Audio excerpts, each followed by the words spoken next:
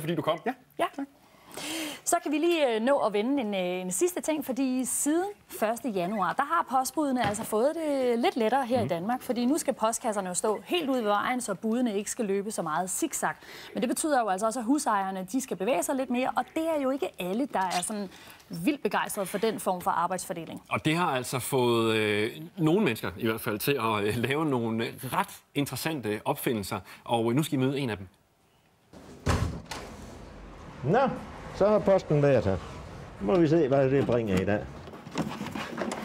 Når jeg så har tømt postkassen, så sætter jeg den ud til vejen, og så er den klar til han skulle komme en anden gang.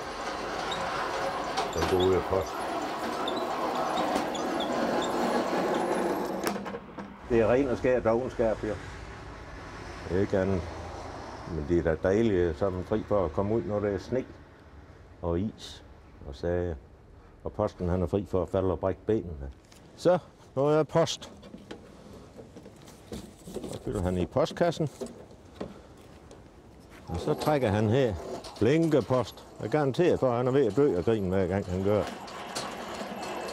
Men det gør jo heller ingenting. De har det lidt sjovt, når de er på arbejde, så derovre. Sådan, så er der post til hr. Jensen. Ja, det var altså 62-årige Ole Jensen fra Bylderup Borg, som havde været meget kreativ med sin postkasse. Men jeg forstår ikke helt, altså ville han så have, at når posten puttede brevene i, så skulle posten også stå og ligesom sådan hale postkassen over til ham? Ja, altså, og det er måske at sætte sin lid til posten lidt for meget, tror jeg. Altså, hvis jeg var post, så tror jeg bare, at vi putte den i. Men det ville også være fint nok for ham bare at stå og så hjule den ind, når han så kunne se, at posten havde været der.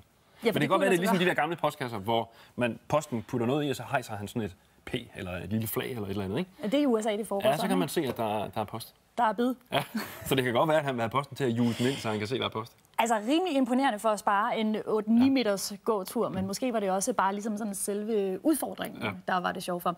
Vi hørte tidligere i dag på redaktionen, at der skulle være en mand, som cirka 30 km derfra havde måske i en form for protest stillet en dør ud ved siden af der, hvor postkassen skulle stå, altså helt ude ved vejen, og så med en brevsprække, og så tror jeg ikke, der var noget bag ved den dør, vel? Men så kunne posten bare smide den ind i hækken, eller et eller andet.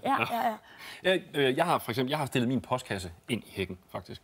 Så står den sådan pænt der, og så kan man sådan klippe hækken rundt om og sådan noget. Så står den ikke i vejen.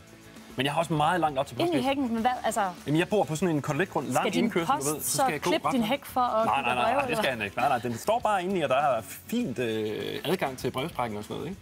Ja. Godt. Det ser bare pænt ud. Ja. Det vil vi gerne have. Jeg har på en måde fornemmelsen af, at sidste afsnit i føljetongen om postkasserne ikke er skrevet. Det tror jeg ikke. Jeg tror, vi ser mange fornøjelige påfund rundt omkring i Danmark, også i de seneste uger. Tak for i aften.